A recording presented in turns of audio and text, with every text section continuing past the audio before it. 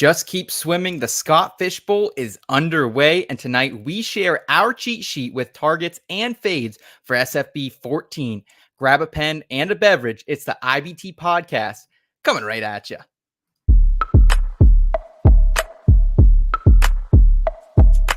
I've been going dummy, out of bounds, putting on a clinic.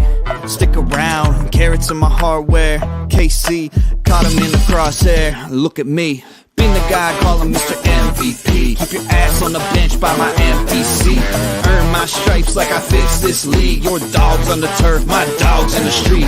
You can find me somewhere in between. Never a dull moment like a movie scene. About to do the ops like I did this beat. Let them keep talking RG3. Coming to you live.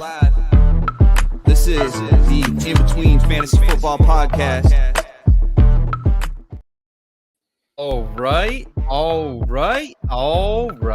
It is Tuesday, July 9th, 2024, and this is the In Between Fantasy Football Podcast, your place for both a refreshing and feel-good take on NFL fantasy football and gambling. It's an amazing week here in the fantasy football community as the largest, most charitable league in the world, SFB 14, begins. My name is Seth Woolcock, and I'm coming back off the DC Live Draft where the buzz was palpable. And tonight I'm joined by another renowned world traveler, father of a few good boys, and the analytical backbone of this particular program, Eric Romoff. Eric, how you doing, brother?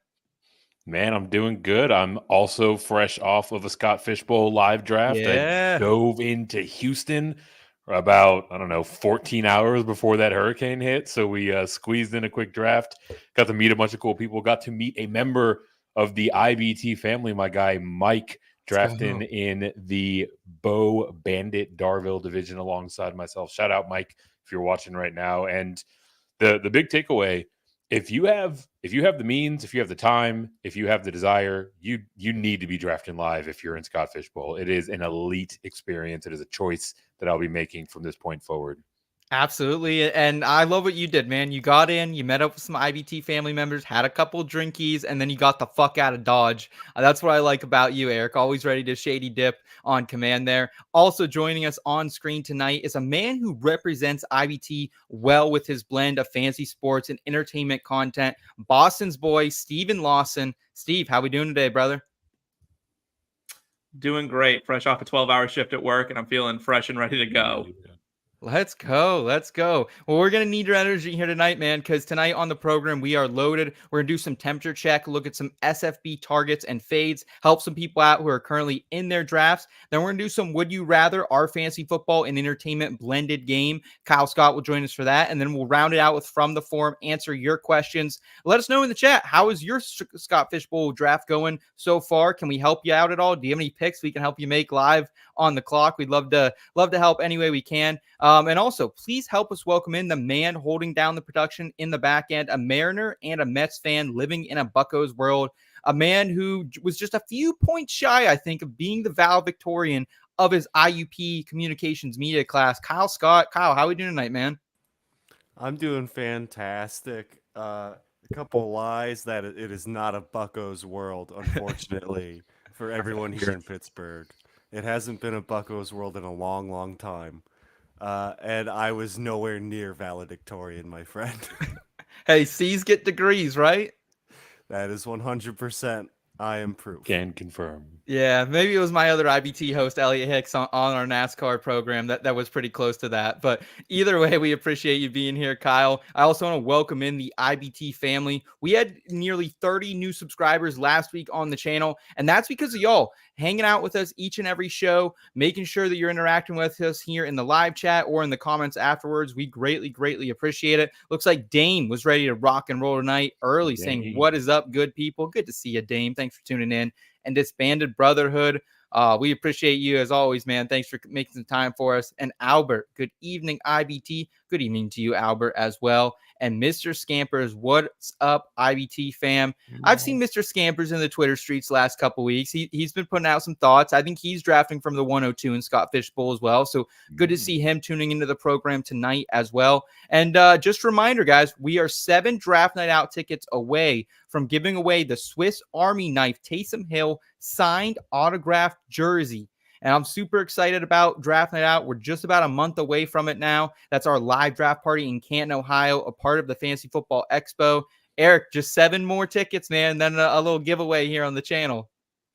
Yeah, nice little giveaway, and 2 shows in a row where the aforementioned signed Taysom Hill jersey is in my presence, but out of my reach. I'm looking at it gloriously sitting in the corner over here on this nice little table, waiting for a new home from someone within the IBT/DNO family as we get those last 7 tickets out the door. People fucking like Taysom Hill too. I'm gonna be honest. I was sitting there in my draft in the first 10 rounds. He went. My boy Les. He had the cowboy hat on. He had the blowhorn. He was ready to go, and he took Taysom Hill. I think 9th round. I was like, damn, I didn't even think about Taysom Hill, but not a bad play there. Not a bad play. Steve, you got any thoughts on Taysom Hill? You like that pick there? Yeah, I mean, I think Taysom Hill's always a fun pick. Like he's always an injury away from playing quarterback for you out of that tight end slot. So like it can't hurt to take. There's definitely worse picks out there. Absolutely. Rachel tuning in with us as well, saying, my IBT fam, what's up, Rachel? Rachel last week had an awesome blog out on the website, top 10 Reese Witherspoon movies. So I got to dive back into that a little bit. Hadn't seen a lot of them. Put a couple on the date night list. So we appreciate Rachel putting out the good content over there with Steve for the entertainment section as well as the fantasy football section of the site. Guys, what do you say though? Let's go ahead. Let's jump into the program here and get a little temperature check rolling Scott Fishbowl edition. Let's get it.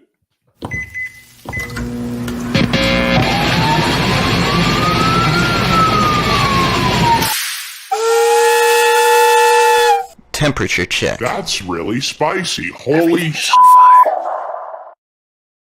All right, we're talking Scott Fishbowl targets and fades. We're going to compare 2023 Scott Fishbowl scores, also looking at the current ADP that's over there on the Fantasy Life app, and also look at Mike Clay's projections and how those translate over here into the SFB landscape.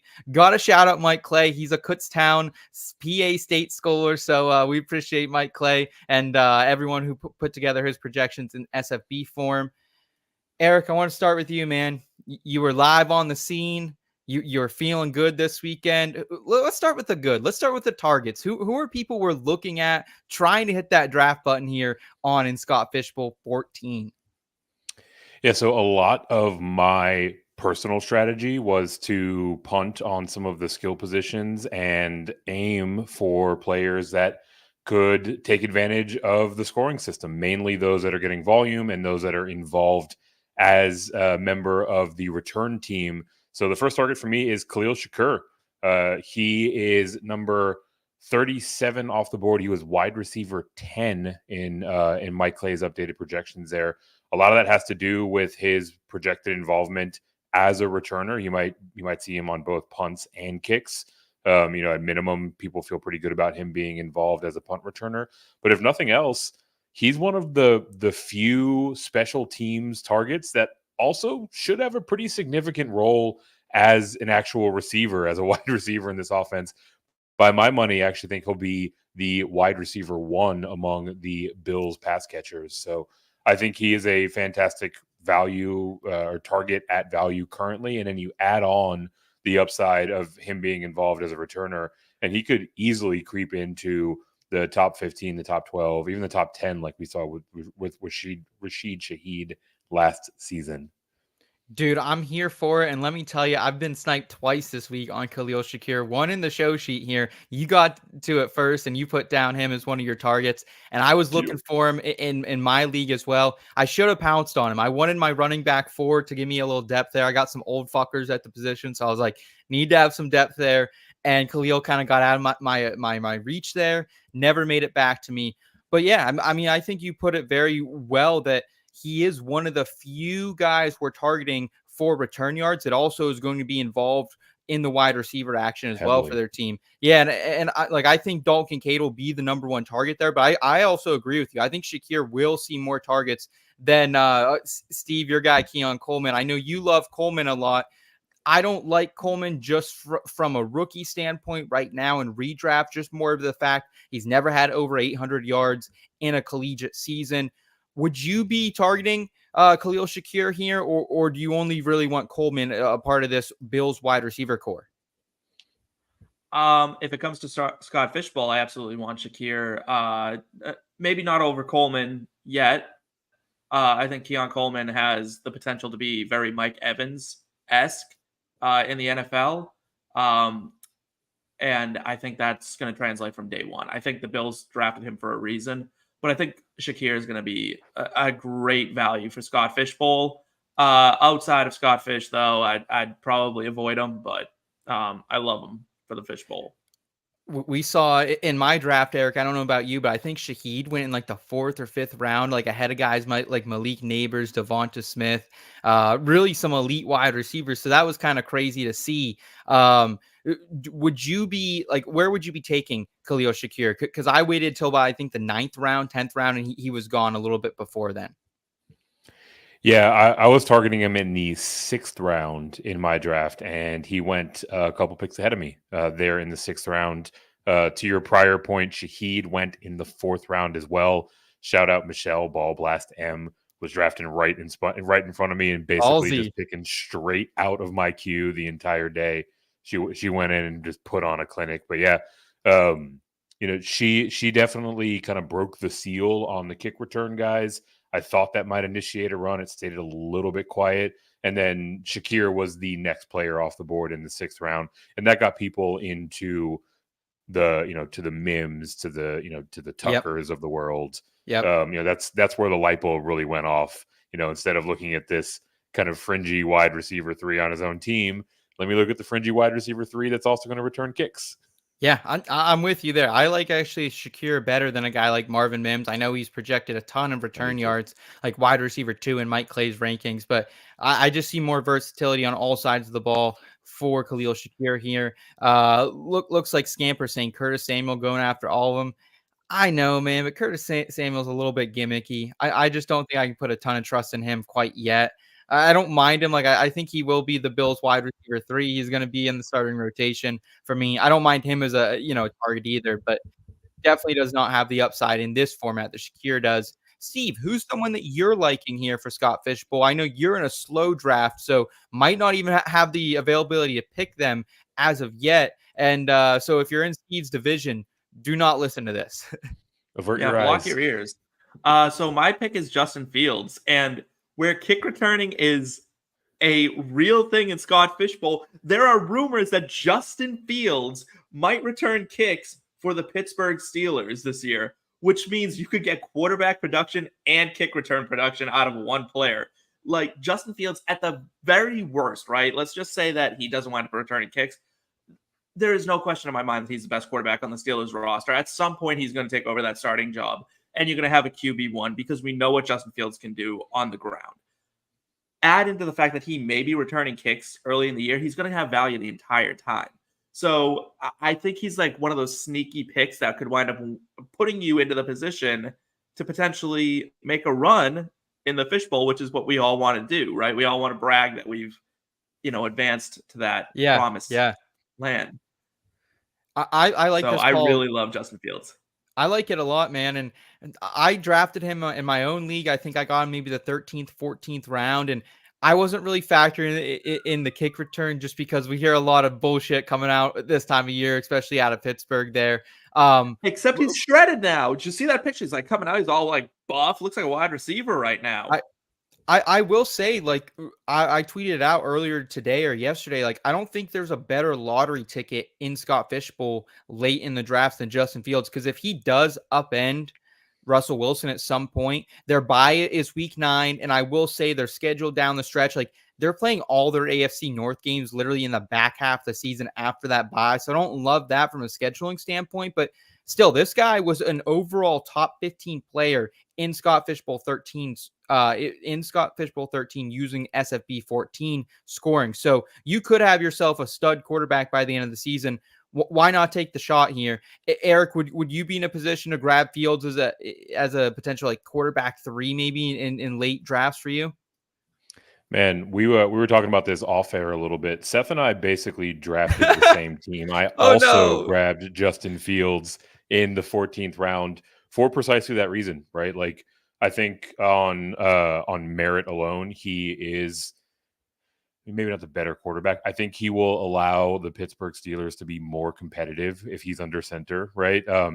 Potentially he takes a step forward and he becomes a better quarterback. Great, Yeah. right? In the event that doesn't happen, you've got a little bit of protection on the downside if this dream of him returning kicks comes to fruition. But I think that the track that you're really banking on there, as I took him as my quarterback 3, is that at some point down the line in the season, he's going to take the job, and there is not a better quarterback that this scoring format is built and purpose built for, right? Like you think about what he was doing in his time in Chicago. If he's going to run the ball that frequently, if he's going to get that many first downs, he's just going to be racking up points. So he'll be someone that might not have a whole lot of value for you in the first, month of the season, month and a half of the season. If, and in my mind, when he takes that job, or if for some reason he starts returning kicks, he'll be in your lineup every single week. And Eric, you like me, you went Patrick Mahomes here in the first round. I went Brock Purdy in the third. So I feel really good at quarterback, but just in case there was an injury late, I do like having Fields there. Who is your quarterback 2 out of just curiosity? My quarterback 2 is the gentleman who threw to the end zone the most in the NFL in 2023. That is none other than Jordan Love. A little bit of running in his game.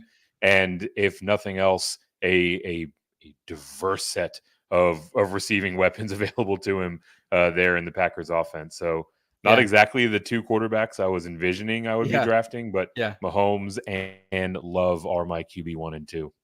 Yeah, it's so much for diversifying our builds, because Eric and I pretty much built, quarterback, tight end, quarterback there in the top 3 rounds. But love it either way. I also love some old men here on this program. I'm gonna say it.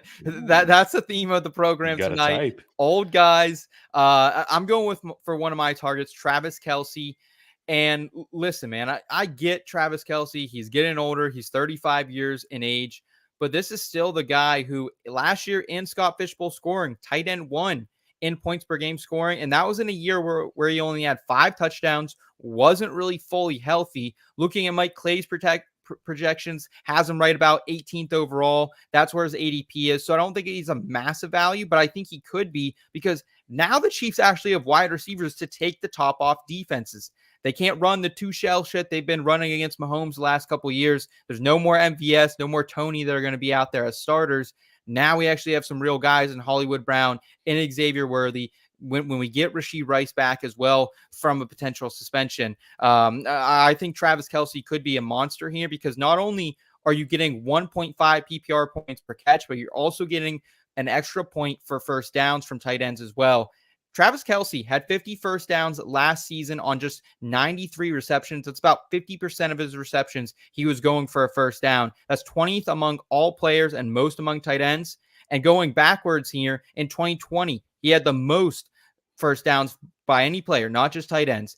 8th overall in tight ends for receiving options in 2021, and also had the second most in 2022. So I think it's a little more regression to the mean here for Kelce. I'm all in on him. Eric, I think you are too, for a second round price tag for a guy who's going number 1 in this tournament just a year ago. Yeah, not even theoretically. My second round draft pick, Travis Kelce himself, stacked him up with Patrick Mahomes. I think the thing that is most interesting, right? Like he's got a role unlike really anyone else at his position in today's NFL. There are a couple of guys that are in that conversation, but the way in which they use him sets up perfectly to take advantage of this scoring system. But also you look back to last year where he was the tight end 1 on average.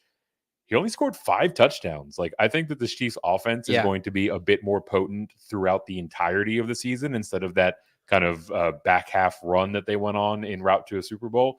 And if that's the case, maybe he'll see some of his volume taper off as they work in Xavier Worthy and Rashee Rice continues to play all season, because he's not going to get suspended until next year. But I do think that we have a little bit of touchdown equity that might walk up and be working in Travis Kelce's favor. So I love getting him in the second round for a guy that over the last couple of seasons, you had to have like a top 5 pick to draft in SFB. Yes. Katie in the chat saying, hey, gang, another person who drafted Patrick Mahomes in the first round. Man, I don't know about you, Steve, but I'm feeling 22 over here. We're riding the Taylor Swift wave here. Any like any pause that you're putting on the Chiefs this year in Scott Fishbowl or just in general? Because I thought all their targets, especially like Eric said, Rashid Rice, I got him in I think the 9th round of Scott Fishbowl, just praying he would make it back to do a little double stack. Like I feel like they're very affordable this season. Do you see it differently? I think they're affordable. In my own draft, we're 4 rounds deep now, just about, and I didn't take Patrick Mahomes when I had the opportunity at 6. Wow. I actually I went CJ Stroud over Okay. Patrick Mahomes for the season. And then in the 2nd round, I wound up taking Dak over Travis Kelce, I think. And I would have anyway. I doubled up on that quarterback play. But I think Patrick Mahomes to me is just someone who his real life value impacts his fantasy value. And I think a lot of times we expect him to light the world on fire, and he doesn't. He's consistent and he's always there. He doesn't get hurt. Yeah. So he finishes high, but he doesn't really do it in the PPR, like the points per game department. Yeah, and he honestly probably does have a little bit lower of a ceiling than guys like Anthony Richardson, guys like Jalen Hurts, guys like Lamar and Josh Allen, these mobile quarterbacks here, Steve. So I am with you on that. I took him at 2, which I did feel like was a reach. For me, it was just safety. I've had these running quarterbacks and they just get hurt at the end of the season. And I'm trying to win this thing. And I was like, just give me a couple guys who can last the whole season. So that's kind of why I went that way with Mahomes. Looks like we got Didi in the chat saying, hello, boys. Sorry I'm late to the show. Didi. No worries, Didi. We appreciate it. We know you're checking out the Whenever you 19th are. hole right here before we started. And also dropping a $20 super sticker. Thank you so much, Didi. We greatly appreciate it. Anyone who drops in a super chat or drops in a super sticker goes a long way here, helps us get out to places like Canton here in a couple weeks, also helps us do more giveaways for the channel. So thank you so much, GD. We greatly appreciate your presence here at the IBT family. And I'm going to throw out one more target for me for Scott Fishbowl this season, and it's another old guy, Ezekiel Elliott. He's one of my biggest risers, and I get it. He's not sexy. He's kind of old, 29, kind of younger than I thought, actually. When I looked that up, I was like, is Zeke 30 yet? Still 29. But I think he has some potential to be a workhorse running back on one of the best offenses in the league in a room that has Rico Dowdle, Royce Freeman, Deuce Vaughn. Like, I'm not really scared of those guys. And the Patriots kind of last season, boys, they reminded us, hey, Zeke can still catch a little bit too. 65 targets, 51 receptions. And once Ramondre went down in the final 6 games, Zeke averaged 18 Scott Fishbowl points per game and had 2 RB1 weeks, 3 RB2 weeks, and 1 RB3 week. So Zeke was kind of getting done here. And Steve, I feel like, hey, you can get this guy double-digit rounds. Like, what are we looking at right now? RB37, 129 overall. I know he's old, but I just feel like it's a huge value here to get a nice anchor. Yeah, I agree. And I hate hearing that people call him old because he's a year younger than me. So that really hurts to hear. But yeah, he's still got something in the tank. Like, I think we forget that Zeke was hurt his last year in Dallas. And not kind of hurt. Like, he had a legitimate knee injury that and he tried to play through it. Yeah. Yeah, he tried to play through it. And I thought he looked better than Ramondre Stevenson last year. Even when both were healthy, I thought he looked like the better player. So there's a world where Zeke really is that dude again. Like, maybe not 1,500 yards, that dude, but he could go for 1,200 yards this year, and I wouldn't be shocked. I think he's someone at the very, very minimum is going to get a ton of work here. Hopefully gets back in the passing game a little bit here in Dallas as well. And I think he's a solid RB2, especially in Scott Fishbowl scoring, Eric, where you're getting an extra 1/4 of a point per carry. Like, that's valuable to me. Yes, a 1/4 of a point per carry is valuable. I do like the value on Zeke relative to his price tag. I guess I'm just a bit more bearish on his ability to be productive on the field, right? It's not going to be pretty. You don't want to watch. You don't want to watch Zeke. I'll say that, but I think he's still going to get it done. We can agree to disagree there. Okay. I'll agree that it won't be pretty. Definitely there with you. Look, the reality is, right, like time waits for no man, and it is a very, very, very short list of 30-something or nearly 30-something running backs that are able to produce at a high level in today's NFL. And then you also look at the circumstance that he's walking into. Like, this is not the Cowboys line that he was running behind for the majority of his career, right? Like, I think they're actually going to have a bit of a hard time creating rushing lanes for both Ezekiel Elliott and Rico Dowdle. But also, just in general, I think we're probably going to see a pretty close to even split across the two of them, right? So the volume is going to be hard to bank on. You might have a little bit of touchdown equity, which is always nice. Like I said, at cost, I think he's a fine flyer to put out there. If he pops off, you're feeling good. If Dowdle is ineffective or gets injured, then you're feeling good, right? And really the overarching point to underscore here is that this is the type of speculative draft pick that you want to make in the late rounds, right? Like a guy that will contribute a little bit and has sky high implied value. No one with the last name Dowdle is going to be an NFL starting running back, okay? Like, no one with that kind of name starting in the NFL. They're just not going to let it. Jerry Jones will die before he lets that happen. Eric, if you draft Zeke and Scott Fishbowl, would you also take the shot maybe 5-6 rounds later on Rico Dowdle? I'm actually staring him down here in just a couple picks. I'm going to be potentially making that pick, just kind of secure that backfield. Or you're like, hey, I can't invest on two mid running backs here. I just need to pick one and go with it.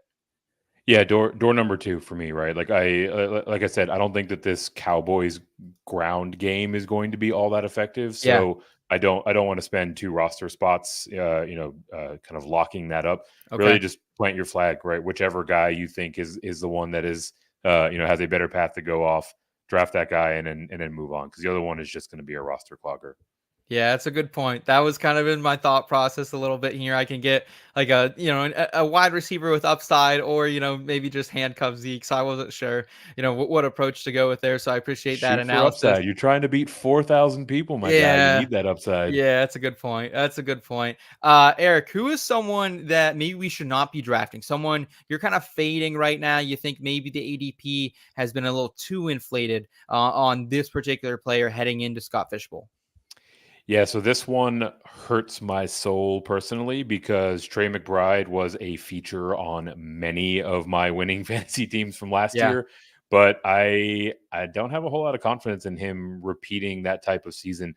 There's just the straight math of this, right? He is tight end number 3 in ADPs going off the board around pick 26. But according to Mike Clay's projections converted into SFB 14 scoring, he's actually coming in at tight end number 5. But the thing that gives me the most pause is a closer look at Trey McBride's ceiling weeks last year. He had 4 different games where he was inside the top 5 at his position. Every single one of them was volume based. He had 9 or more targets in each of those games. Obviously, a fairly well-known generational prospect named Marvin Harrison Jr. is heading into the Arizona offense and should be an absolute vacuum for the vast majority of targets in this offense. In most cases, that's not necessarily a death nail, right? Like, we look at the case of Sam Laporta last year, right? Amon-Ra St. Brown was there getting plenty of targets. But the thing that is particularly worrisome for me is that Arizona, who made no major changes to their offensive coaching staff, was 27th in the league in pass attempts per game. They just don't throw the ball that much, 30.4 pass attempts per game to be specific. So if we're just dividing out that workload, if we think that Maserati Mar is going to come in and immediately push for double-digit targets, there just aren't that many pass attempts to go around, at least to the point where it's supporting Trey McBride as the tight end 3, right? If he slips, if you're looking at him as the tight end 7, 8, somewhere in that range, I think he's perfectly fine. But I don't see him getting back to those highest heights from last year without that volume. And he's clearly second banana in this offense with regard to those targets. You and I must have been sipping on the same Michelob Ultra keg or something on Sunday, because I feel like we're in lockstep here a lot tonight, Eric. And I was also fading Trey McBride. And I think it's for every reason you said. Like, yes, there is going to be some positive touchdown regression with him. I think he had 2 touchdowns, so we're going to see more of that. But he's the only guy that you're drafting out of these tight ends early that isn't going to be the featured pass catcher in his offense. Like, Kincaid's going to be the featured pass catcher for the Bills. Travis Kelce is going to be featured for the Chiefs. You're going to have Mark Andrew. He's going to be the one there in Baltimore. Same thing. Sam Laporta, I guess. Sam Laporta is the other one. So, but I'm not drafting Sam Laporta at his ADP either. So, like, I think, Steve, if you can get McBride like in the mid to late third round, I'd be okay. But I mean, really, you're having to reach late second, early third for me, and it's just too much. I think as far as tight ends go, I think he's going to have a great year. I think one thing we're not factoring in with the pass attempts is that Kyler Murray didn't play a lot of last year. That's a good point. I don't know about any of you, but I wouldn't want to fucking throw at that. Yeah. Like Josh Dobbs is not a guy you want hucking the ball around all that much. So fair. I think positive touchdown regression. I don't think Marvin Harrison Jr. is going to gobble up 180 targets. I mean, I think it's going to be, dude, maybe not 180, maybe 170. I really think he could get up there, man. I don't know. I think Trey McBride's going to be just fine, and he's going to hold that ADP pretty strong. Okay. I wouldn't be shocked if he finishes as the tight end 1 this year, really at all. Wow. Because he's got everything you want out of a tight end. He's big, he's fast, got great hands, he's got a good rapport with the quarterback. Like, he knows the system. He's not a rookie anymore. And yeah, I think he's just going to be one of those dudes. Like, I think it'll be a Tyreek Hill, Travis Kelce kind of situation where they can coexist, and they will. I would definitely say that from a standpoint, like, you're in the majority. Eric and I are definitely in the minority. I think fading him a little bit in this format, just given his ADP. So don't mind the contradiction there in analysis. Steve, who is someone you are fading here in Scott Fishbowl 14? I didn't even have to think about this because it's the same guy I'm fading in every situation that no matter where it is, fade this man. Drake London. There is no reason, and I'm going to get mad about this for a second, because there is no reason Drake London is going where he's going at all. That man has put up absolutely jack shit in his time in the NFL, and this guy is going in the 3rd round. That makes no sense at all. Kirk Cousins does not make superstar wide receivers. Superstar wide receivers make Kirk Cousins. That is the bottom line. That is the reality of the situation. You give me Justin Jefferson and Jordan Addison and Stephon Diggs and Adam Thielen all in their primes, and I'm probably going to go out there and I'm going to put up pretty decent numbers myself.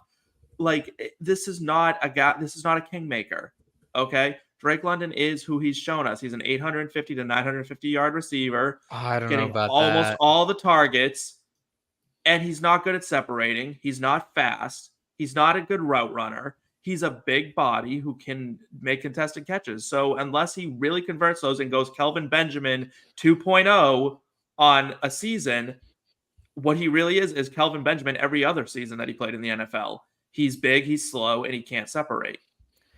I think he is a good route runner. I will say that. I will agree that I wish he was a little bit faster than what we've seen. Yeah, I think you're spot on there. And I will say, too, that in general in Scott Fishbowl, I do fade the wide receivers that tend to, not really get a ton of volume, Eric, that are kind of relying on the big plays just because they're not getting that extra point for the receptions. And like, I feel like really want the volume hog wide receivers a lot. So I had the potential to draft Drake London in the 4th round. He was staring me in the face. I thought about it. I ended up going Travis Etienne, and then Chris Olave somehow fell to me at like pick 59, which is crazy. But so I'm not totally on board where I'm not fading Drake London in other formats this season. I do like him a lot. I think he's a talented guy, and we just haven't seen it.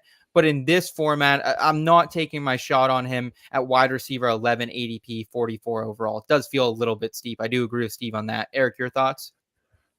Yeah, I wholeheartedly agree that the price tag is a little bit rich, right? I don't think the situation is perfectly mirrored, but like you look back to Calvin Ridley of last year, right? Like people are saying this, this talented wide receiver that we're still kind of waiting for the breakout on gets an upgrade in circumstance. We better draft him early if we want to get him. And you're basically paying for him at his ceiling, right? Like he has to hit or surpass all of these projections in order to pay that off.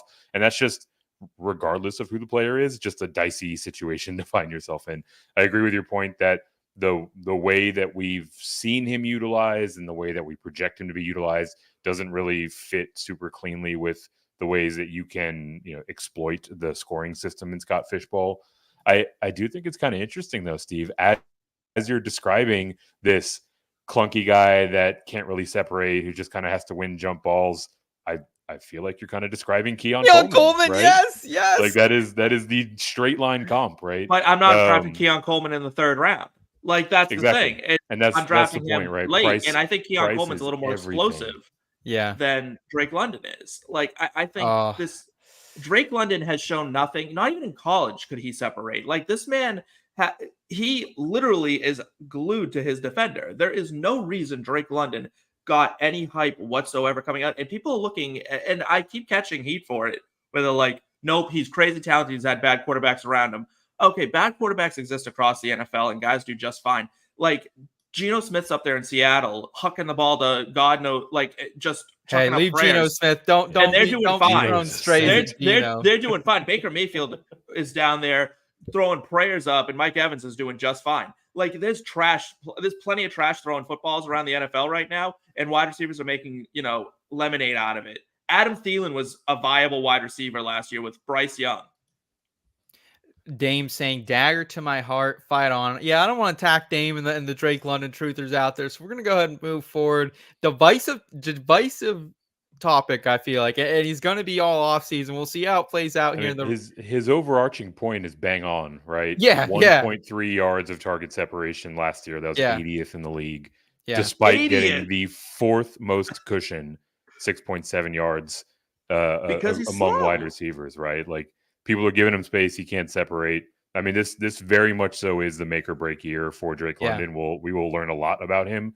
But what we do know is that banking on a guy hitting his ceiling in order to pay off his ADP is a losing proposition. All right. So I was down in DC over the weekend, and there was something in the air right around the live draft. And it wasn't just the recreational cannabis store right next door. Ooh. No, there was a buzz for Zack Moss, and I could not believe it. Was Michelle there? Is that why? No. Our buddy Brett from Better Vision over there, he was trying to tap me on the shoulder. Hey, look at Zack Moss right now, Brett. It's the 7th round. I ain't going Zack Moss here. But let me tell you, I think Zack Moss is going a little bit too high right now. And I think you're looking at a potential Mike Davis of this season. And he doesn't have thick thighs either. He's not even rocking those thick thighs like Davis was. But from week 6 on last season, Zack Moss, when in games he received at least 7 carries, he averaged under 4 yards per carry in 5 of 7 of them. And that was in a Shane Steichen offense that has a better offensive line than the Bengals do right now. And people's argument about Zack Moss and why he's going RB28 in the Scott Fish Bowl ADP is he's going to get all the volume. Is he? Chase Brown averaged 27 fucking carries in his final season in Champaign, Illinois. He's played in the Big Ten. He's played in the cold. This guy feels like he fits the offense a little bit better. So there's no way I'm taking Zack Moss at that price tag when you get Chase Brown like RB40 right now in the Scott Fish Bowl ADP. No way in hell am I touching Zack Moss with a 10-foot pole here. Eric, you seem to maybe have different thoughts. Are you a Moss manian? Neither. None of the above. To Steve's point, the awareness of the brand out there. Michelle was in my draft, and she took Zack Moss quite early. Yeah, she did. I'm actually scrolling through here. I want to say she got him in the 7th round, 7.5. Yeah, Brett would have loved that. If there was a format where I was going to draft Zack Moss, it would probably be this one, right? I think, to be determined how they split the work across him and Chase Brown, but I do think that he should see the lion's share of the workload, especially on early downs. And I think it's wonderful that Chase Brown was a workhorse in college in Illinois, but they had the opportunity to use him that way in the NFL, and they opted not to, right? It was first year. Take it easy on the kid. He had Joe Mixon in front of him.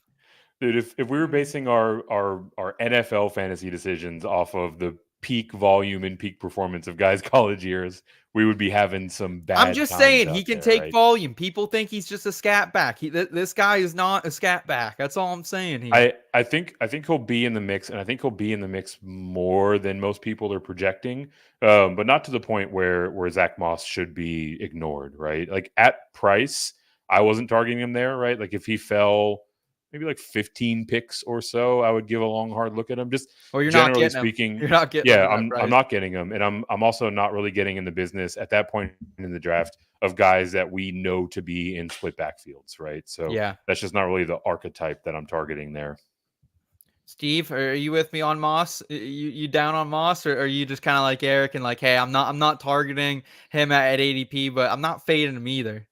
I've never had a fantasy football opinion that wasn't strong. I've realized when I come on these shows, because that's just not me. I'm an opinionated guy, and I'm with you. I'm not a Zack You think Moss. this guy's a fucking pumpkin too, or he's gonna turn back into one? He never stopped being a pumpkin. That's the thing. Is he he somehow kinda tricked was. everyone on? No, he wasn't. He was lit for 3.8 5 yards games. per carry. I can average that. I mean, that's stupid. Like, give me 30 carries and I'll give you 90 yards. I mean, that's not that big a deal. Like, what are we doing? Again, he's kind of getting up there in age, I guess, but he's never been good. He's never been that guy. Now, listen, when I say I could do it, no, I couldn't. I know I can't do it. These guys are better athletes than I'll ever be. But, like, this man is not a starting NFL running back by any definition of the word. This is the Cincinnati Bengals basically saying we've punted on the position this year altogether. Like, they're not going to run the ball that much. They got Joe Burrow back. He has a real chip on his shoulder because he thinks everyone's forgotten about him. They're going to sling that ball around like crazy. So if you're going to target anybody, if you're going to go get somebody on that team, it better be a receiver. It better be Gesicki, Chase, Higgins, get somebody, but do not make it Zack Moss because that is silly.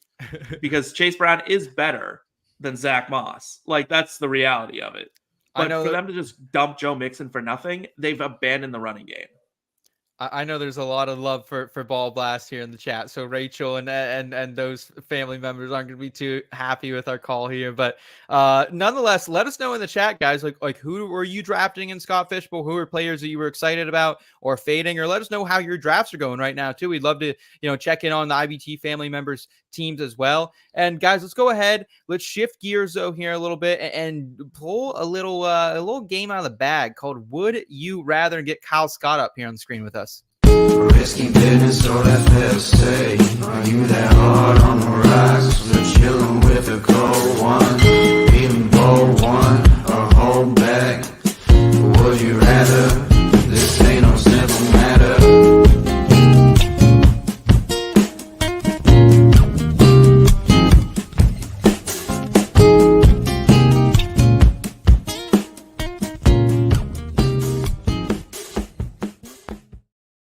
Would you rather? It ain't no simple matter. And to help us out tonight, we got Kyle Scott joining us. Kyle, July's a fun time, man. We got some banging movies, got some banging music coming out, and Scott Fishbowl is full force, my friend.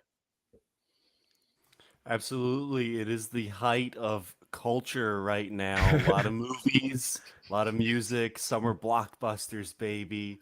What a time to be alive. And it's also time to play Would You Rather, one of our favorite games at IBT. We play it a lot, not just on the show either. Yeah, I'll admit, sometimes we'll just be sitting around, we'll be in the cars, and be like, Kyle, would you rather? And I'll just throw some like crazy shit at him. And yeah, that's kind of how this game started. So what do we have on deck here, Kyle? Any SFB related questions we can get out of the way? Yeah, absolutely. We can get the fantasy football out of the way first. So, which QB3 would you rather draft in Scott Fishbowl 14 at ADP? We got Bryce Young, Drake Maye, or my boy Gardner Minshew. Eric, you look very pensive right now. You're clearly going through your Rolodex, thinking real hard. What are you thinking? What do you got? So this question needs to be qualified a little bit, right? Like if we're saying as your QB3, I mean, I guess baked in there is the fact that you're not really relying on him that much. And if that's the case, I think I would err on the side of Drake Maye. Like probably not going to play for the first half or so of the year. Whenever the Patriots bye week is probably the true answer. But a guy that I think is kind of getting slept on as a prospect. Like got an absolute cannon for a right arm, can do enough with his legs, does not shy about uncorking it, will absolutely throw some YOLO balls up there. You know, a guy that can bring some upside to your team, right? So if you're not depending on him, a very watered down version of my decision to take Justin Fields. Drake Maye is a pretty interesting comp there. So I'll go that way in the 130-ish range. This is a really tough question. At first, when I laid it out, I was like, there's no way I'm taking Drake Maye. Like I think that was my throwaway pick. But then when you really look at it here, I mean, guy had 700 yards here in his sophomore season, and then in his last junior season here at North Carolina, had 500 yards on the ground. Like the guy has some fucking wheels a little bit.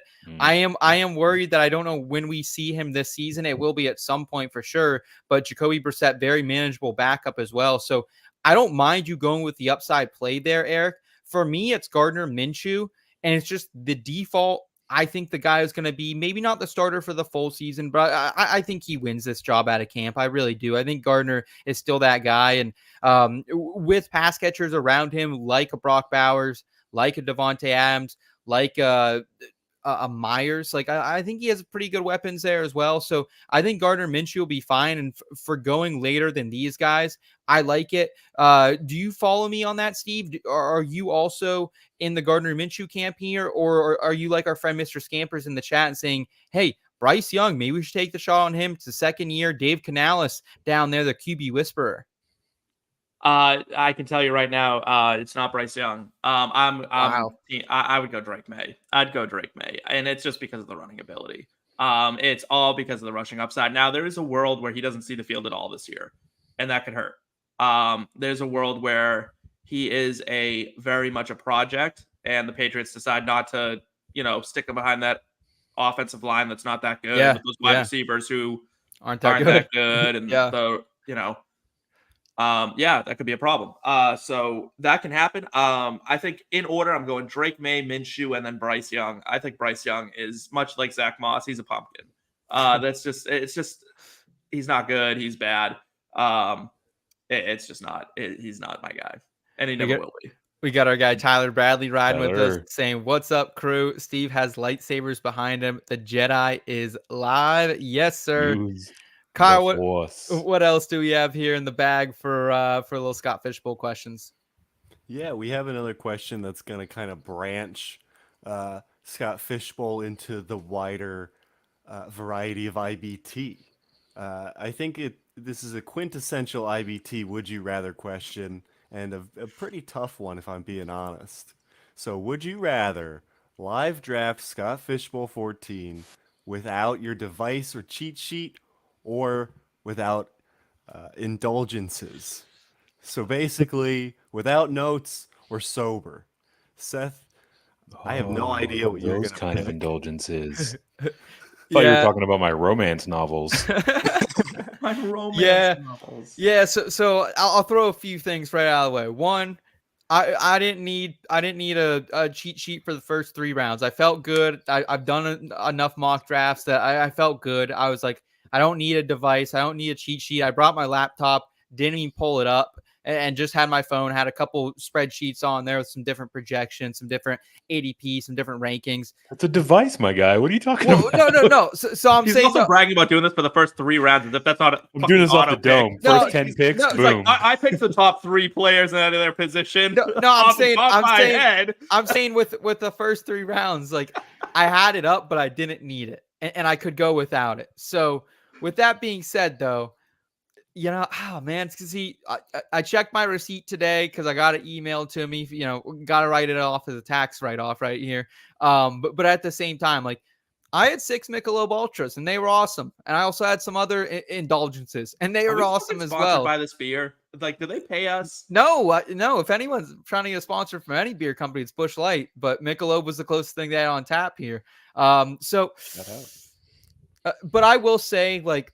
I did when I saw like Alvin Kamara in the 6th round. I really don't think I had any interest in drafting him, but then I really looked at the scoring. I really looked at his points from last year, and like that was one pick that I was like, I don't think I want a 29-year-old running back here, but he really felt like he was the end of a good, strong running back 2 tier. So I did take him. So that was helpful. So I would say no indulgences for me, and I would like the device or the cheat sheet because I want to win this son of a bitch. Mr. Scampers, can you not use sleeper? Yeah, someone else would have to put sleeper into like your pick into sleeper, because I know you run them off both most of the time, but no. And then Tyler saying, I have notes in my head. Bring on the indulgences. That's kind of how I right felt there. a little bit. Dame saying, take them notes. Get them out of here. Eric, where are you feeling here? Where are you feeling? Are you like Tyler and everyone in the chat saying, hey, give me my beer, give me my whiskey? 100%. Yeah, like let's not joke ourselves about the fact that anyone that is plugged into the IBT family has been preparing for this draft for weeks, if not months, right? Like very, very well read on the rules, on the players we're targeting, on different draft strategies. Like felt fantastic going into that live draft, except for the fact that it was in a giant room with like 60 strangers. I absolutely needed that liquid courage. I absolutely needed that social lubricant. There was no way I was sitting in there cold sober. Like I felt perfectly prepared for the draft itself. And also, shout out Spindle Tap, our Scott Fishbowl live Houston draft locale. Fantastic brewery, keeping the beers flowing, ton of variety. I mean, if nothing else, it would be disrespectful to go into their house and not consume some beer. So get them notes out of here. I will take the indulgences all day long. Kyle, can I change my pick? No, picks are fine. No, what? We have already lost respect for you, Seth. There's no coming back. Mr. Scampers, like this comment here, Roger, I'd vibe draft anyways. I think you're right. Like, so I came home, I bought something next door, and when I got home, I ended up, spending a little time on the porch enjoying that. And before that, I was thinking about reaching for Bo Nix as my QB3. And then I indulged myself a little bit. And I thought, no, I need a running back. And then I took Zeke, and I felt much better about that pick. So I think you're right. I think you guys are right. Steve, where are you on this question? You going stone cold, or you going without a device or cheat sheet? So I'm boring. I'm like borderline sober as it is. So I'd go without the indulgences. I don't really drink, and so yeah, I unless like I mean my indulgences at this point are like sugared soda. So like no soda. Yeah, no like caffeine. no soda. I guess I do water. Like give me my cheat sheets, I guess. I honestly I'm going in I love to draft off vibes though. I really do, but I'll give me my device, give me my cheat sheet.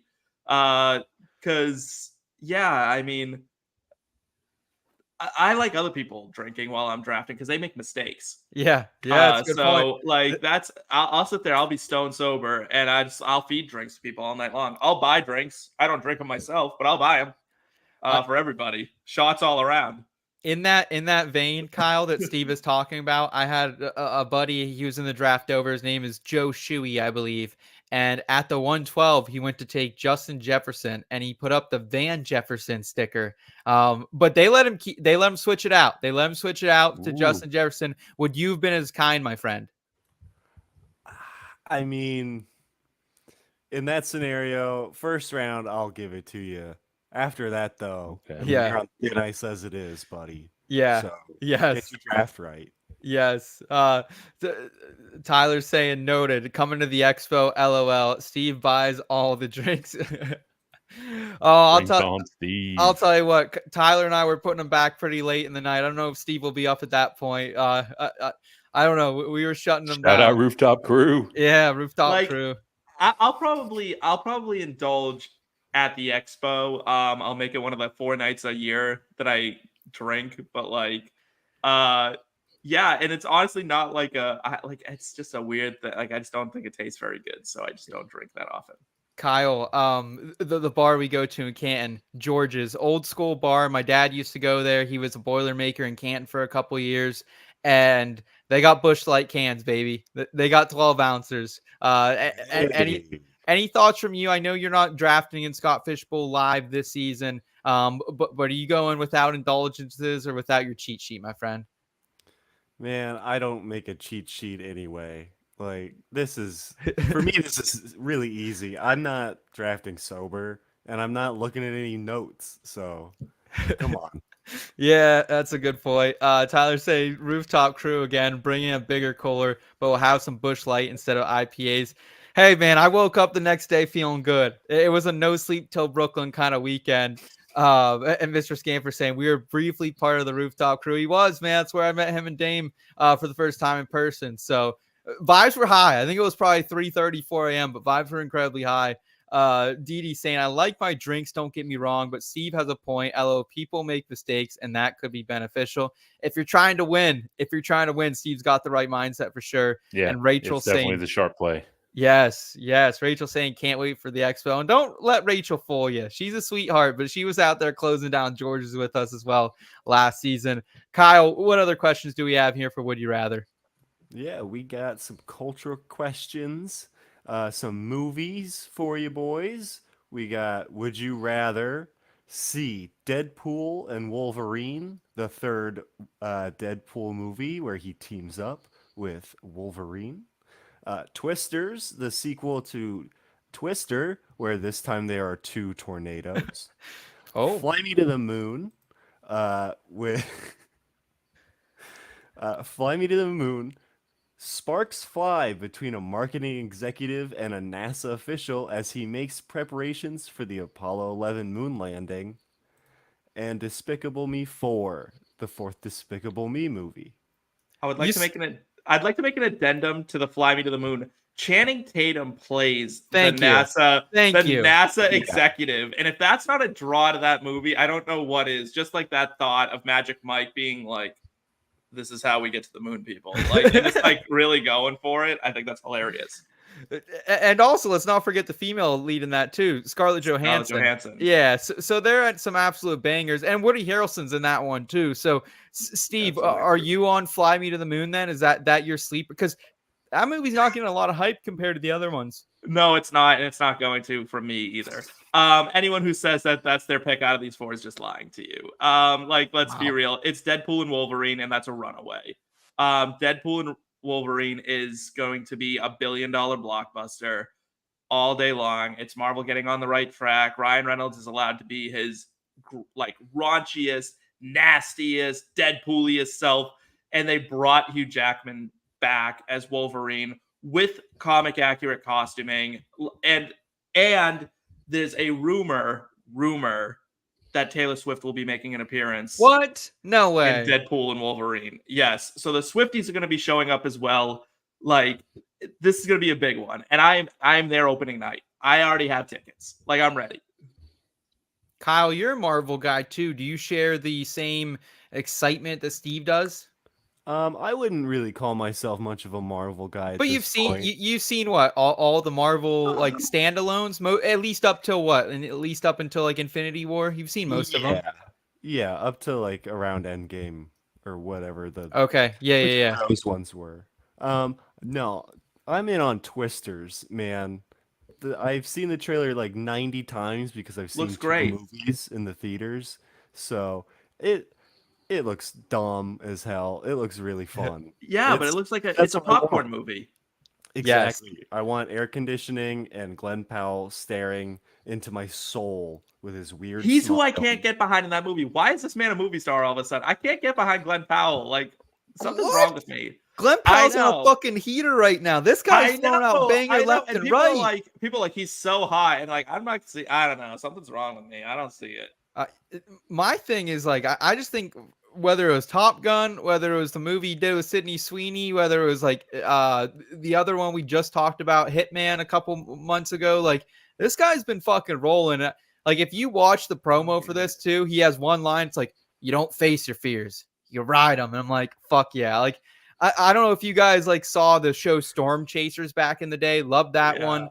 I love the first Twister movie as well. So I'm full. Is this like a whole dick? Is because you guys live in the middle of nowhere where it's like really flat and like twisters happen all the time? Like, is this some sort of Yinder thing? I'm not like hillbilly enough to understand. Like, I don't get it. My hometown in the 90s, we did have the biggest railroad bridge ever in the world get taken out by a twister. So yeah, that might be a little. What a way to commemorate it by flocking to the movie theaters to watch other towns get destroyed by twisters.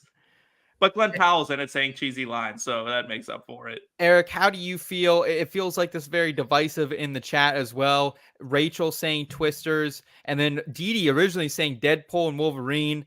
Now she's liking Scarlett Johansson. She's liking Glenn Powell. She's changing her mind. Where are you at here on it, my friend? So I am not a Yinzer, but I have grown up in the tornado frequented state of Texas, and I've seen tornadoes skip that house and come straight for yours. It is Twisters, the sequel to the 90s classic. Steve is bang on. This is a popcorn flick, which is exactly what I want from my movie-going experience come the month of July. I also have a very practical answer as to how I got here, and I don't know if I want to reveal that because it will probably burn some bridges with people in the chat and on the show. I saw Despicable Me 4 already. It was cheeks. It was not good. Do not go. If your kids are begging you, fine. That's how I ended up there. They completely fumbled the ball in terms of upholding the standard of that franchise. Had never heard of this Channing Tatum joint until it was in the show sheet tonight. And I'm not a Marvel guy. You can miss me on pretty much anything and everything Marvel. I'm sure I've missed out on some fantastic cinema to this date, but I'm pot committed. I'm not in on the MCU. Can you really make 4 of anything and expect the 4th one to be like, even Shrek 4 was trash? Yeah, perhaps. And we Shrek will revisit this when they release Twisters. Yeah, that will be the one to break the streak. Isn't this the 3rd Twisters they put out? Because they put out Twister, and then they put out like a sequel. I think like 2. Oh Twister. Yeah, you might be right. Direct to VHS back in the day kind of thing. You might be right. And now there's like Twisters. Kyle, where are you at on Despicable Me 4? I've never really seen any of them. I know they were kind of a big pop culture thing 10 years ago, but I'm kind of with these guys, just come up with a new idea here. Because I think they even had spin-off movies, right, of Despicable Me characters? Yeah, the Minions. Yeah, they had the Minions movie. I saw the first one at the beach on vacation, and that's what this movie is you see it at the beach when it's raining. Yeah. I mean, I didn't see the second or the third. There's frankly no way I'm going to see the 4th one. And as Steve said so eloquently, you made 4 of them. You can't make all 4 of them good. Harry Potter and Star Wars are the only things that really you can do that with, I think. Remember the 4th Star Wars movie now. Hey, that's a good. Hey, I actually like Jar Jar Binks, right? The 4th one was Jar Jar Binks. I actually fucked with Phantom Menace, but yeah, I get it. Yeah, you did because you were 10. Yeah, that's good point. Yeah, Steve's spot on here with the entertainment takes. No days about it. Katie's saying rainy days on vacation always lead to the best random movies. Eric, you must love your kids because Garfield movie, Despicable Me 4, you're taking them to some Cheeks films this summer, man. Fuck yeah, I love the shit out of those kids. And also, taking them to a movie is what we call a twofer. We escape the 140-degree Texas heat, and my kids are generally quiet and still for 90 to 120 minutes. Win. That's a good point. Hopefully they just don't throw up in the fucking theater. I used to work in a movie theater over winter break. My guys are savvy veterans. They can keep their shit together in a theater. Kyle, you ever have to clean up, throw up when you worked at a movie theater as well? I know you ventured down that path a time or two. Kyle's face. Yeah, man, it was always when it's busy. No one has ever puked on a slow day. It's Saturday, December 26th. It's awful. The facts. I worked in a movie theater too. I'm right there with you, man. Dee Dee saying, God, I love you, Steve. VHS, you just aged me. Hey, listen, I had VHS as part of my life as well, and deeply miss them. I wish I had all my old VHSs from back in the day. Lord of the Rings as well this month. Oh yeah, what about the new Ape movie, Planet of the Apes? Is that this month too, or is that August? Already came out. I think it was last month. I think it's out on streaming now. Oh yeah, shit. That already came out. Yeah. It was okay. Fine. Okay, yeah. Well, that's the 4th one of that as well, Steve? Is that what? Yeah, and it was fine. I mean, honestly, I don't think people isn't it so great? I'm like, no, it's kind of the same movie over and over again. A bunch of monkeys fight. Yeah. I don't know. It's just not it. Yeah, I'm with you there. Rachel saying fun group here tonight. I echo that, my friend. I echo that. We got one more would you rather question here, Kyle. What is it? Yeah, we have a music one. So, would you rather listen to Eminem's The Death of Slim Shady, Hardy's Quit, or Childish Gambino's Bando Stone and the New World? Steve, what are you throwing on the speakers at your next cookout? So, yeah, see, I'm like the least cool person on this panel. I don't listen to a ton of rap, but if I'm listening to rap, it's Eminem all day long. I mean, I grew up. So again, I'm 30. So I grew up at the height of Slim Shady. So like he came out and I was starting to listen to music and he dropped like the Shady LP1 and all that stuff started coming around and Lose Yourself, like because 8 Mile came out in like 2001. So I was like 8 years old or something. And it was just Eminem has just always, to me, been the GOAT, right? So if this is it, if this is the curtain call for Eminem, like he deserves to go out with me. Like I'm definitely listening to it. Like I'm definitely going to listen to it because to me, he is the greatest of all time. So I that's where I'm at with him. That's a good point. I didn't really think about it being maybe his curtain call, but he is getting up there in age. Like, how old is Eminem, Eric? Is he like 50 yet? Like he's Yeah, up I there, think he right? is. Oh, he's got to be. I saw pictures of him dancing with Haley at her wedding a few months ago, right? Like Yeah. little baby Haley from those videos back in the early 2000s. So yeah, he's Oh got to be yeah, pushing He's some 51. AARP cards, right? 51. 51. Holy cow. Eric, where do you stand on this, man? It feels like what, 10 years since a Childish Gambino album? Like Redbone's the last song I can remember from him. And that was before we went to college. I remember like in the mid This 2010s. is America was This is pretty big. America. Yeah. Oh. But was that just one Um, song or is that a whole album? I think it was off an album, but yeah, it's off an Okay. album. I think he won Song of the Year for it too. So Okay. Eric, where are you at? Which is precisely where I will go with this answer. Steve brings up a good point, right? Like, shout out, respect to Eminem and the career that he's put together. The way that I like to answer these questions is, which one of these albums am I seeking out first? And if that's the approach here, it's definitely Gambino, right? Like he himself is a whole ass vibe, but also as an artist, I think he kind of takes he takes some more chances in what he puts out there, which is just generally kind of interesting. It doesn't always hit, right? But like exploring and discovering that new album from someone who's willing to just get a little weird is exactly the type of vibe I'm looking for. So would definitely go Childish Gambino, but honorable mention to Marshall Mathers for what might be his last album.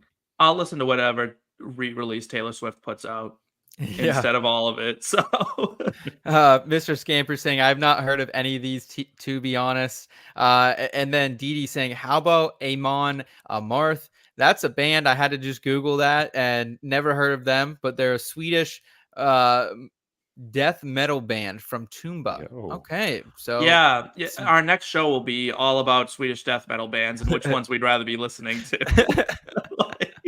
I love that. Hey man, whatever you like is I'm dope. absolutely putting them in my queue. Like I'm at a point where basically just anything that's new, anything I haven't heard before will at least get one rotation with me. Yeah, good. See, now I feel like I want to know like your guys' hidden gems. Like we should do that after the show. I need new stuff. Well, speaking of hidden gems, for me, it's Hardy here. If you guys aren't familiar with Hardy, his name is Matt Hardy is his full name. He's been a songwriter around the Nashville area and then the country music scene for about 10, 15 years now. He's wrote a lot of the bangers, has wrote a lot of Morgan Wallen's hits, and he started his music career himself as an artist about 5 to 6 years ago, has continued to get better and better, and just a really good songwriter and lyricist, but also he kind of does this funky thing that if you might not be into country that much, he has a lot of songs where they'll start kind of country and they turn into like some heavier rock, almost metal in a way. So he kind of combines the two, which, hey, you guys know us here at IBT. This is a fantasy football program. We've been talking about entertainment for 20 minutes here. So I like people can combine different things. So I'm going with Hardy's Quit here. I'm excited for it. Kyle, where are you going here with your pick? I, with all due respect to Eminem, I don't know if if this is his curtain call, I don't know if this is him going out on top necessarily. Good point. Good point. All due respect, he's been omnipresent in the music world for our entire lives, but still, I'm going Gambino, man. That's gonna have, like Eric said, probably the most variety, the most experimentation. It's gonna be the most musically interesting, I think. So I think it'll have the most opportunity for me to like something, even if it's bad. Cool. Cool. Yeah. Can't argue with that, man. Appreciate all the IBT family weighing in on this segment. It's great to hear everyone's else's opinion out there, and love hearing some different stuff thrown out from the chat as well for what you guys are listening or watching as well this month. So let's go ahead. Let's round it out here with a little from the forum. If you're up, stuck, thinking about what to do, here in between, we got advice for you. Back and forth all day, trying to pick the play. Let's hear what them boys here had to say. Presented by the Fantasy Football Advice Network. Yeah, gotta shout out our partner, the Fantasy Football Advice Network. This is a platform for fantasy footballers that combines apps like Discord, Facebook, Patreon into one app that you can connect and get advice that you need. And it's also just a great platform that you can take advantage of other features, like if you're looking for different types of leagues, getting their league classifieds, if you're looking for groups, creator tools, if you're looking to monetize your content somehow and you are a newer creator, this is a great tool and a great platform to do this. They're up to something over there as well. They're redesigning the entire platform. So they'll have that out here sometime before the fantasy football season. Excited for you guys to hear it. Hopefully that wasn't confidential information, but big things happening over there at Fantasy Football Advice Network. Go to fantasyfootballadvice.com to get invested with them. It's free to join. Sign up, become a better, smarter fantasy football player today over there at the Fantasy Football Advice Network. This question comes from our friend the Geezer at the forum. Is it a self-defeating strategy to start RB in redrafts and then build out your receiving core in rounds 3 through 6? Eric, I did this in a couple leagues last year because I just felt like I was taking value, and it was really tough, man. Like some of those teams did really well, and I was able to hit on some late people like a Rashee Rice and get a Nico Collins that kind of helped out. But it's kind of a hard strategy, especially this season, where it does feel like, hey, there's a top 10, 9 wide receivers that I feel really comfortable, and after that, it feels like a big tier break. So can you miss out on one of those guys? Yeah, I don't know if I'd go as far to say that it's self-defeating, but it's suboptimal, right? Like the gap between these elite wide receivers that you mentioned and some of the other kind of very good guys, right? Like in your case, wide receivers like 10 through 25 is significant, right? Like those elite guys are legit difference makers, but also with running backs, history has shown us that they are the more fragile asset to have on your roster, right? They are more prone to getting hurt. So you're now spending your 2 most valuable draft picks on someone that is statistically most likely to not be in your lineup for every week of your fantasy season. Injuries can happen anywhere, right? You know, you can't really account for that, but running backs do tend to get injured and nicked up more often. So it's really more of an opportunity cost thing, right? You know, anchor one of those first 2 picks with a running back and then dive into the wide receiver market.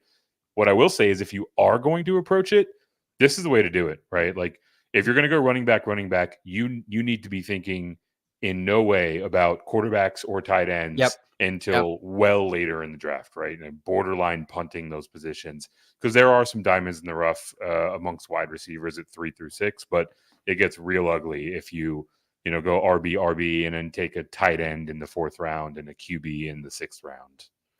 And that's why I really can't go RB this season, is because I do like some of the quarterback values that we're getting in the 4th, 5th round a little bit. I do like some of the tight end values we're getting kind of in that 3rd, 4th round of redrafts as well. So it's really tough for me to go RB. The only way I could see that I would do that is like maybe I have the 1 slot and I'm back on the turn and I go McCaffrey at 1, and then maybe I'm at that, pick 24 overall, and I go an Etienne or a Pacheco, and then I grab another receiver there as well. But don't feel super great about that either. Steve, kind of your thoughts here. Are you going RB? Are you comfortable with it this season at all in redrafts?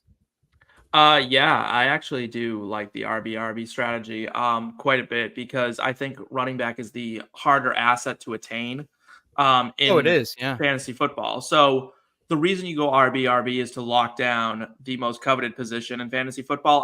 This comes with a caveat, right?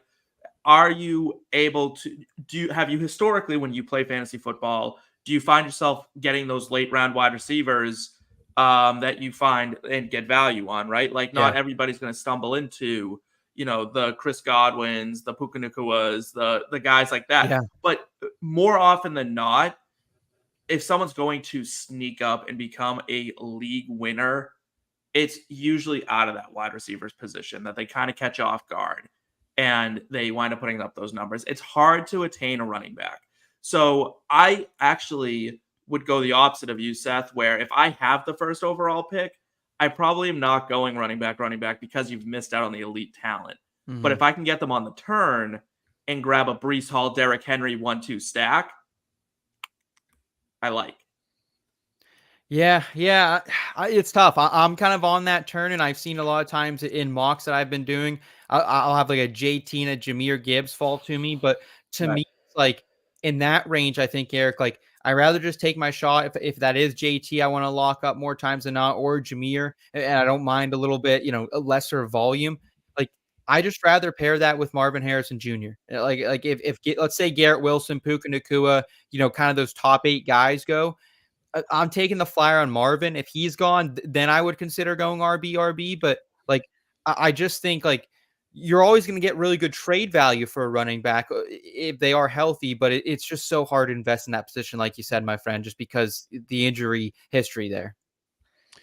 Yeah, the injury history there, right? The ability to go out and acquire backups in response to that injury history off the waiver wire, right? Like I think it's kind of foolish to just to go 0 RB outright. I think that kind of had its day, and that day is quickly diminishing. But to go back to back, it's probably just a bit too much exposure to a fairly risky position, right? To Steve's point, if they stay healthy and you have both of them all year long, you've got the inside track to a championship, which is really what this is all about. Yeah, it is. But it's a legitimate question as to whether or not that can actually come to pass. Yeah, and a lot of my RB heavy teams honestly were the good ones last season, but some of those involved me like taking a shot on JT in like the 8th, 7th round, which kind of helped. Like we're not getting a potential RB1 that's suspended that was great value.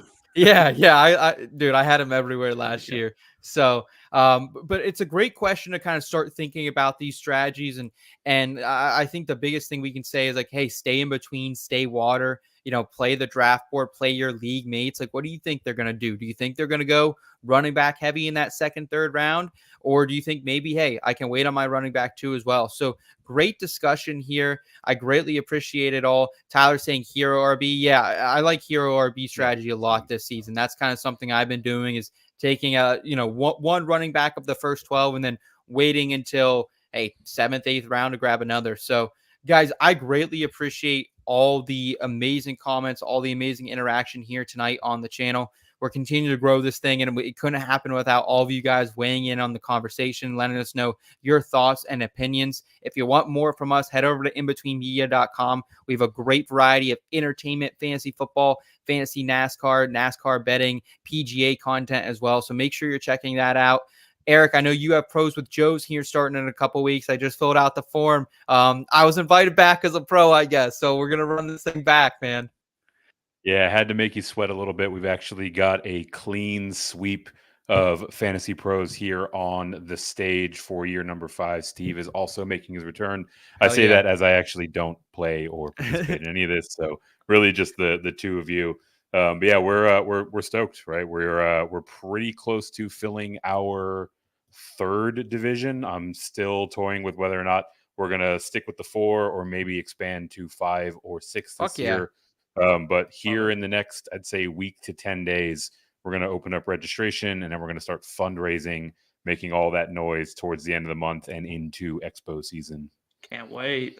Awesome. That's a great cause. Not only can you play with someone you might admire or just want to play with in the fantasy football industry, but we're raising money for a bunch of different causes that mean something to us analysts. So we greatly appreciate that. Steve, I know in addition to helping out with Pros with Joe's, you actually have a new league this year as well, a charity league. Tell us a little bit about that and how we can best support that and yourself.